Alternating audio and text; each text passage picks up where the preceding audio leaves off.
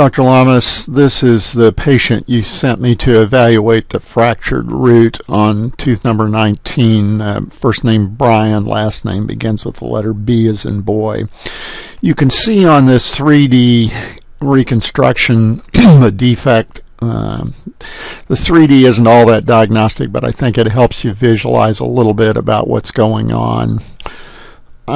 I'm moving now to the axial slice, the slice that's parallel with the floor, and as I move that slice up and down, you can focus on this area around the distal root of number 19, and you can see that there's bone loss all the way from the CEJ clear to the apex on the distal and facial of that tooth, or almost to the apex.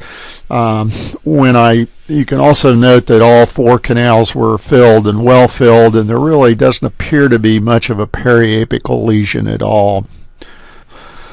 I'll switch to the sagittal view now, and again, if you'll focus on this area here, as I move the slice back and forth, you can see pretty good bone until you get into that area, and we have a narrow, deep pocket that's consistent with a vertical root fracture. Again, the root canal looks extremely well done, no periapical radiolucencies, but I believe that the bone loss is due to a vertical root fracture.